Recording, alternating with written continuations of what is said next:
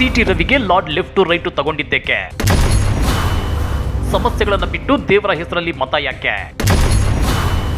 ಶಂಕರಾಚಾರ್ಯರು ಬಾಯ್ಕಟ್ ಯಾಕಿಲ್ಲ ಚರ್ಚೆ? ಸಚಿವ ಸಂತೋಷ್ ಲಾಡ್ ಇವತ್ತು ಬಿಜೆಪಿಗರ ವಿರುದ್ಧ ಮತ್ತೆ ರುಚಿಗೆದ್ದಿದ್ದಾರೆ. ಅದರಲ್ಲೂ ಕಳೆದ ವಿಧಾನಸಭಾ ಚುನಾವಣೆಯಲ್ಲಿ ಸೋತು ಸದ್ಯ ಬಿಜೆಪಿಯಲ್ಲಿ ಮೂಲೆ ಗುಂಪಾಗಿರೋ ಸಿಟಿ ರವಿ ಅವರಿಗೆ ಲೆಫ್ಟ್ ಟು ರೈಟ್ ತಗೊಂಡಿದ್ದಾರೆ. ಅಷ್ಟೇ ಅಲ್ಲ, ರಾಮ ಮಂದಿರ ಉದ್ಘಾಟನಾ ಕಾರ್ಯಕ್ರಮಕ್ಕೆ ಶಂಕರಾಚಾರ್ಯರು ಬಾಯ್ಕಟ್ ಮಾಡಿರೋ ವಿಷಯವನ್ನ ಮಾಧ್ಯಮಗಳು ಅದ್ಯಾಕೆ ಹೈಲೈಟ್ ಮಾಡ್ತಿಲ್ಲ? ಈ ಬಗ್ಗೆ ಯಾಕಿಲ್ಲ ಚರ್ಚೆ ಅಂತೇಳಿ ಸಚಿವ ಸಂತೋಷ್ ಲಾಡ್ ದನಿ ಎತ್ತಿದ್ದಾರೆ. ಹಾಗಾದ್ರೆ ಸಚಿವ ಸಂತೋಷ್ ಲಾಡ್ ಅವರ ಬಾಯಿಂದ ಹೊರಬಂದ ಬುಲೆಟ್ ನಂತ ಪ್ರಶ್ನೆಗಳೇನ್ ಗೊತ್ತಾ? ಅದನ್ನ ಡೀಟೇಲ್ ಆಗಿ ತೋರಿಸ್ತೀವಿ. ಆದ್ರೆ ಅದಕ್ಕಿಂತ ಮೊದಲು ಹಲೋ ಕನ್ನಡ ಯೂಟ್ಯೂಬ್ ಚಾನಲ್ ಅನ್ನು ಸಬ್ಸ್ಕ್ರೈಬ್ ಮಾಡ್ಕೊಳ್ಳಿ. ಹಾಗೇನೆ ಪಕ್ಕದಲ್ಲಿ ಬೆಲ್ ಬಟನ್ ಅನ್ನು ಪ್ರೆಸ್ ಮಾಡಿ. ಹುಬ್ಬಳ್ಳಿ ವಿಮಾನ ನಿಲ್ದಾಣದಲ್ಲಿ ಇವತ್ತು ಮಾಧ್ಯಮಗಳ ಜೊತೆ ಮಾತನಾಡಿರುವ ಸಚಿವ ಸಂತೋಷ್ ಲಾಡ್ ಬಿಜೆಪಿಗರ ವಿರುದ್ಧ ಬೆಂಕಿ ಉಂಡೆಗಳನ್ನೇ ಉಗುಳಿದ್ದಾರೆ. ಕಾಂಗ್ರೆಸ್ನವರನ್ನ ಹಿಂದೂ ವಿರೋಧಿಗಳೆಂದು ಬಿಂಬಿಸುವ ಕೆಲಸವನ್ನ ಬಿಜೆಪಿಯವರು ಮಾಡುತ್ತಿದ್ದಾರೆ ಅಂತೇಳಿ ಕಿಡಿಕಾರಿದ್ದಾರೆ.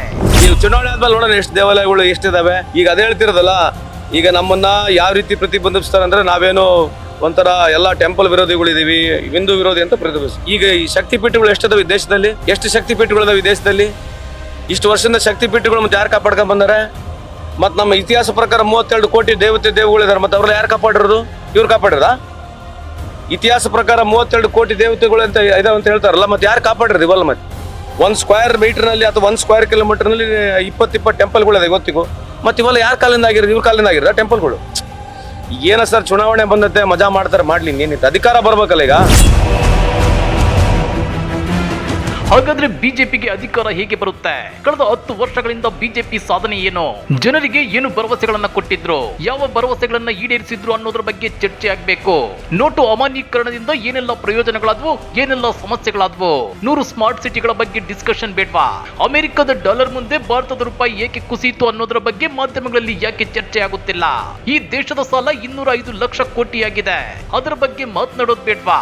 ಎಲೆಕ್ಷನ್ಗೆ ಇನ್ನು ಕೇವಲ 3 ತಿಂಗಳು ಬಾಕಿ ಇದ್ದು ಮೈನ್ ಸ್ಟ್ರೀಮ್ ಮಾಧ್ಯಮಗಳು ಬರೀ ರಾಮ ಮಂದಿರ ವಿಚಾರವನ್ನೇ ಹೈಲೈಟ್ ಮಾಡಿ 10 ವರ್ಷದ ಬಿಜೆಪಿ ಎಡವಟ್ಟುಗಳನ್ನ ಮರೆಮಾಚುತ್ತಿವೆಯಾ? ಇಂಥ ಗಂಭೀರ ಪ್ರಶ್ನೆಗಳನ್ನ ಎತ್ತಿರೋ ಸಚಿವ ಸಂತೋಷ್ ಲಾಡ್ ಇವತ್ತು ಮಾಧ್ಯಮಗಳಿಗೆ ಕೇಳಿದ್ದೇನ್ ಗೊತ್ತಾ? ಅಧಿಕಾರ ಹೆಂಗ್ ಬರ್ಬೇಕೀಗ? 10 ವರ್ಷದ ಕೆಲಸ ಮಾತಾಡೋದು ಬೇಡ, ಡಿಮಾನಿಟೈಸೇಷನ್ ಬಗ್ಗೆ ಮಾತಾಡೋದು ಬೇಡ, 100 ಸ್ಮಾರ್ಟ್ ಸಿಟಿ ಆದವು. ಇವತ್ತು ಡಾಲರ್ ಎಲ್ಲಿಗಿದೆ? ಈ ದೇಶದ ಸಾಲ ಎಷ್ಟಿದೆ? 205 ಲಕ್ಷ ಕೋಟಿ ಸಾಲ ಇದೆ. ಇವೆಲ್ಲ ಇಂಥ ಚರ್ಚೆನೇ ಆಗೋದಲ್ಲ. ಆಮೇಲೆ ನೀವು ಇಂಥ ಚರ್ಚೆ ಮಾಡೋದಲ್ಲ, ಅವ್ರಿಗೆ ಕೇಳೋದಲ್ಲ. ಆಮೇಲೆ ಬರೀ ಯಾರೇ ಬರೋದು ರಾಮ ಮಂದಿರ ಬಗ್ಗೆನೇ ಕೇಳ್ತೀರಿ. ನಾವೇನ್ ಮಾಡೋಣ ಹೇಳಿ? ಹೀಗೆ ಸಚಿವ ಸಂತೋಷ್ ಲಾಡ್ ಬಿಜೆಪಿ ವಿರುದ್ಧ ಮುಗಿಬಿದ್ದಿದ್ರೆ ಮಾಧ್ಯಮ ಪ್ರತಿನಿಧಿಯೊಬ್ಬ ಕೇಳಿದ ಪ್ರಶ್ನೆ ನೋಡಿ. ಸಿದ್ದರಾಮಯ್ಯ ಯಾಕೆ ಯೂ ಟರ್ನ್ ಹೊಡೆದ್ರು ಅಂತ ಕೇಳಿದ್ದಾರೆ. ಅಂದ್ರೆ ಇವರಿಗೆ ಬೇಕಾಗಿರೋದು ಕಾಂಗ್ರೆಸ್ ಅನ್ನ ನೆಗೆಟಿವ್ ಆಗಿ ಚಿತ್ರಿಸೋದೇನಾ? ಸಿದ್ದರಾಮಯ್ಯ ರಾಮ ಮಂದಿರಕ್ಕೆ ಜನವರಿ 22ರಂದು ಹೋಗಲ್ಲ, ಆಮೇಲೆ ಹೋಗ್ತೀನಿ ಅಂತ ಹೇಳಿದ್ರು. ಇದನ್ನ ಉಲ್ಟಾ ಹೊಡೆದ್ರು ಅನ್ನೋದಕ್ಕಾಗುತ್ತಾ?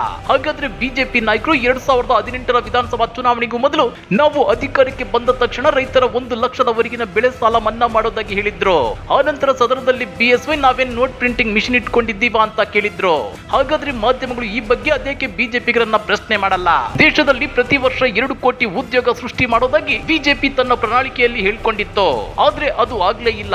ಹಾಗಾದ್ರೆ ಮೋದಿ ಯೂ ಟರ್ನ್ ಹೊಡೆದ್ರ? ರೈತರ ಆದಾಯ ಡಬಲ್ ಮಾಡೋದಾಗಿ 2019ರ ಬಿಜೆಪಿ ಪ್ರಣಾಳಿಕೆಯಲ್ಲಿ ಹೇಳಿತ್ತು, ಅದು ಕೂಡ ಸಾಧ್ಯವಾಗಿಲ್ಲ. ಹಾಗಾದ್ರೆ ಮೋದಿ ಹೇಳೋದೊಂದು, ಮಾಡೋದು ಮತ್ತೊಂದ. ಇದನ್ನ ಮಾಧ್ಯಮಗಳು ಯೂ ಟರ್ನ್ ಅಂತ ಕರೆಯುತ್ತವ? ಹಾಗಾದ್ರೆ ಮಾಧ್ಯಮಗಳ ಪ್ರಶ್ನೆಗೆ ಸಂತೋಷ್ ಲಾಡ್ ಹೇಳಿದ್ದೇನು ಅಂದ್ರ? ಸಿದ್ದರಾಮಯ್ಯ ಅವರು ಯೂಟರ್ನ್ ಯಾಕೆ ಮಾಡೋದು? ಏನ್ ಯೂಟರ್ನ್ ನೋಡ್ದ? 22 ಅಲ್ರಿ ಅಭಿಪ್ರಾಯಗಳನ್ನ ಹೆಂಗ್ ಬೇಕಾದಂಗೆ ಹೇಳ್ಬೋದು. ಯೂಟರ್ ನೋಡಿದೀನಿ ನಾನು, ಹೋಗಕ್ಕೆ ಮನಸ್ಸು ಹೋಗ್ತೀನಿ ಅಂತ ಹೇಳ್ಬೋದು, ಇಲ್ಲಾಂದ್ರೆ ಇಲ್ಲ ಅಂತ ಹೇಳ್ಬೋದು. ಯೂಟರ್ ನೋಡಿದ್ದೀನಿ, ಹೇಳ್ಬಾರ್ದಂತ ರೂಲ್ಸ್. ಹಂಗ ಬಿಜೆಪಿ 100 ಹೇಳಿಕೆ ಕೊಟ್ಟಾರ, ಅದ್ರ ಬಗ್ಗೆ ಕೇಳೋದಲ್ಲ. ನೀವೇನ್ ಬಿಜೆಪಿ ಪ್ರಶ್ನೆ ಕೇಳೋದಲ್ಲ. ಯಾಕೆ ಈ ವರ್ಷದಲ್ಲಿ ಯಾಕೆ ರಾಮ ಮಂದಿರ ಅಂತ ಯಾವನ್ನ ಕೇಳಿದಾರ? ನಾನು ಕೇಳಿಲ್ಲ. ನೀವು ಕೇಳ್ಬೇಕಲ್ಲ ಸರ್. ನೀವು ಎಲ್ಲ ಕೇಳಿ, ನೀವು ರಾಮ ಮಂದಿರ ಇಷ್ಟು ಪ್ರಚಾರ ಯಾಕೆ ಕೊಡ್ತಿದ್ರಿ? ನೀವು ಯಾಕಷ್ಟು ಪ್ರಚಾರ ಕೊಡ್ತೀರಿ? ನಮಗೂ ಪ್ರಶ್ನೆಗಳು ಕೇಳಕ್ಕೆ ಅಷ್ಟೇ ಸಿಂಪಲ್. ಎಲೆಕ್ಷನ್ ಮುಗಿಯವರೆಗೆ ನೀವು ತೋರಿಸ್ತೀರಿ, ಎಲೆಕ್ಷನ್ ಆದ್ಮೇಲೆ ಏನ್ ತೋರಿಸ್ತೀರಿ?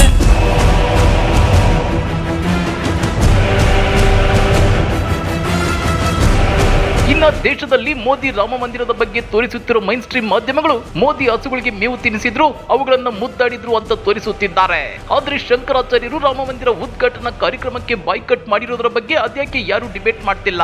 ಅಪೂರ್ಣ ರಾಮ ಮಂದಿರ ಉದ್ಘಾಟನೆಯಾದ್ರೆ ಕೆಟ್ಟದ್ದಾಗುತ್ತೆ ಅನ್ನೋ ಮಾತುಗಳು ಹರಿದಾಡ್ತಿವೆ. ಈ ಬಗ್ಗೆ ಜ್ಯೋತಿಷಿಗಳನ್ನು ಕೂರಿಸಿಕೊಂಡು ದೊಡ್ಡ ದೊಡ್ಡ ಸುದ್ದಿ ಅದ್ಯಾಕೆ ಮಾಡ್ತಿಲ್ಲ ಮೈನ್ ಸ್ಟ್ರೀಮ್ ಮಾಧ್ಯಮಗಳು? ಹೀಗೆ ಪ್ರಶ್ನೆ ಮಾಡಿದ ಸಂತೋಷ್ ಲಾಡ್ ಭಾರತದ ಜಿಡಿಪಿಯನ್ನ ಚೈನಾ ಜೊತೆ ಹೋಲಿಸಿ ಅದ್ಯಾಕೆ ಮೋದಿ ವಿರುದ್ಧ ಪ್ರಶ್ನೆಗಳನ್ನ ನೀವು ಕೇಳ್ತಿಲ್ಲ ಅಂತೇಳಿ ಸಂತೋಷ್ ಲಾಡ್ ಮಾಧ್ಯಮಗಳಿಗೆ ಮರು ಪ್ರಶ್ನೆ ಹಾಕಿದ್ದಾರೆ. ಮತ್ತೆ ಈಗ ಶಂಕರಾಚಾರ್ಯ ಬೈಕಾಟ್ ಮಾಡ್ತಾ ಇದಾರೆ. ಇದ್ರ ಬಗ್ಗೆ ಇದಕ್ಕಿಂತ ದೊಡ್ಡ ಉದಾಹರಣೆ ಏನ್ ಬೇಕು? ಶಂಕರಾಚಾರ್ಯಕಿನ ಮೀರೆಲ್ಲ ಇದಾರ ಇವರು ಏನ್ರಿ? ಶಂಕರಾಚಾರ್ಯಕಿನ ಮೀರೆಲ್ಲ ಇದಾರ? ಮತ್ತೆ ಇದ್ರ ಬಗ್ಗೆ ಚರ್ಚೆ ಬೇಡ? ಅವ್ರು ಏನ್ ಮಾಡಿದ್ರೆ ಇದೆ ಗಾಟ್ ದೇರ್ ವೇ ಪವರ್ ಇದೆ, they are misusing the power. So my humble request you all, ಇವರಿಗೆ ಈಗ ಪ್ರೋಗ್ರೆಸಿವ್ ಪ್ರಶ್ನೆ ಕೇಳ್ಬೇಕು ತಾನೆ. ಬೇರೆ ಕಂಟ್ರಿಗಳು ಎಷ್ಟು PhD ಥೀಸಿಸ್ ಸಬ್ಮಿಟ್ ಮಾಡಿದ್ದಾರೆ. ಇವತ್ತು ಚೈನಾದು GDP ಏನಿತ್ತು 10 ವರ್ಷದಿಂದ, ಇವತ್ತು ಚೈನಾದ ಏನ್ GDP ಇದೆ ಅದ್ರ ಬಗ್ಗೆ ಚರ್ಚೆ ಮಾಡೋಣ ಬೇಡ? ಚೈನಾ GDP ಏನಿತ್ತು ಗುರುತು 2014ನಲ್ಲಿ? It was around $10 trillion. Today it is $20 trillion. ನಾವು 10 ವರ್ಷದಿಂದ ನಾವು $2.2 trillion ಇದ್ರಿ, ಇವಾಗ ಅರೌಂಡ್ $3.5 trillion ಇದೀವಿ. ಚೈನಾ $10 trillion ಮುಂದೆ ಹೋಗಿದೆ. ಇದ್ರ ಬಗ್ಗೆ ಚರ್ಚೆ ಬೇಡ? ಮತ್ತೆ ವಿಶ್ವಗುರು ನಾನು ಬಹಳ ಪವರ್ಫುಲ್ ಅಂತಿರಲ್ಲ, ಮತ್ತೆ ಯಾರ ಬಗ್ಗೆ ಕಾಂಪೀಟ್ ಮಾಡ್ತಾರೆ? ನೇಪಾಲ್ ಬಗ್ಗೆ ಕಾಂಪೀಟ್ ಮಾಡ್ತೀರಾ? You want to compete with Sri Lanka? You want to compete with Bangladesh? Today Bangladesh is having a better GDP. Afghanistan is having a better dollar to rupee. Afghanistan rupee is much more stronger than Indian rupee today. You want to debate on this?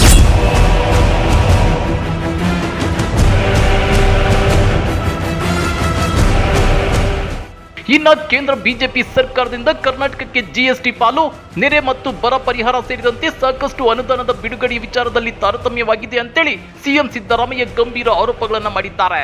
ಆದ್ರೆ ಈ ಬಗ್ಗೆ react ಮಾಡಿದ್ದ ಸೋತ city Ravi, ಹಾಗೇನಾದ್ರೂ ಕೇಂದ್ರದಿಂದ ತಾರತಮ್ಯ ಆಗಿದ್ರೆ ಕರ್ನಾಟಕದ 28 ಲೋಕಸಭಾ ಕ್ಷೇತ್ರಗಳಲ್ಲಿ ಬಿಜೆಪಿ ತನ್ನ ಅಭ್ಯರ್ಥಿಗಳನ್ನೇ ಹಾಕಲ್ಲ ಅಂತ ಹೇಳಿದ್ರು.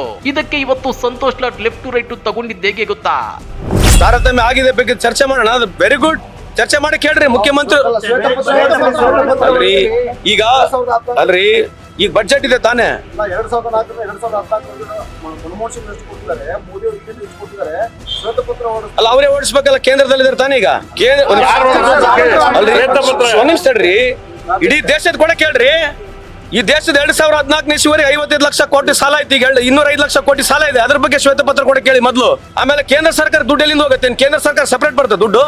ಎಲ್ಲ ರಾಜ್ಯ ಸರ್ಕಾರಗಳು ತೆರಿಗೆ ತಗೊಂಡು ಬರ್ತಕ್ಕಂಥದ್ದು ನಮ್ ದುಡ್ಡೇ. ಅದು ನಾವು ಕೇಳ್ತಕ್ಕಂಥದ್ದು ನಮ್ಮ ಹಕ್ಕಿದೆ. Any money which is going to federal government, central government ದುಡ್ಡು ಯಾರ್ದು? ಯಾರು ದುಡ್ಡು ಹೋಗೋದ್ರಿ? ನಮ್ ದುಡ್ಡೇ, ನಮ್ಮ ರಾಜ್ಯಗಳು ದುಡ್ಡೇ ಹೋಗೋದು. ಏನ್ ಅವ್ರೇನು ಸಪರೇಟ್ ಏನೋ ಬೇರೆ ದಾನ ಕೊಟ್ಟಂಗ್ ಮಾಡ್ತಾರಲ್ಲ? ನೀವು ಕೇಳಲ್ಲ ಬರೋದೇನು ಕೊಟ್ಟಾರೆ? ಸಿಟಿ ರವಿ ಅವ್ರು ಕೇಳಿ, ಬಜೆಟ್ ಸೈಜ್ ಎಷ್ಟಾಗಿದೆ ಕೇಳಿ. At 25 lakh crores, what is the money we are getting? At 45 lakh crores, what is the money we are getting? ಅಲ್ವಾ? ಇವತ್ತು ಬಜೆಟ್ ಸೈಜ್ ಮೇಲೆ ಡಿಪೆಂಡ್ ತಾನೇ ಇರೋದು. ಪ್ರೊಫೆಷನೇಟ್ ಆಫ್ ಮತ್ತೆ ಪ್ರೊಫೆಷನೇಟ್ ಕೇಳ್ಬೇಕಲ್ಲ. What is the percentage of money we were getting in 2014 compared to what is in 2024? We have to ask ಅಲ್ವಾ? ಅದು ಅವ್ರಿಗೆ ಗೊತ್ತಿಲ್ಲ, ಕೇಳಿ ನೋಡಿ ಅವರಿಗೆ.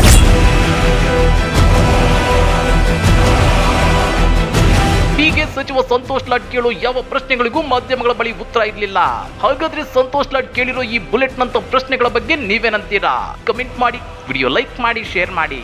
ಇಂಥ ಮತ್ತಷ್ಟು ರೋಚಕ ರಾಜಕೀಯ ಸುದ್ದಿಗಳನ್ನ ಮಿಸ್ ಮಾಡದೆ ನೋಡ್ಬೇಕು ಅಂದ್ರೆ ಹಲೋ ಕನ್ನಡ ಯೂಟ್ಯೂಬ್ ಚಾನಲ್ ಅನ್ನ ಸಬ್ಸ್ಕ್ರೈಬ್ ಮಾಡ್ಕೊಳ್ಳಿ.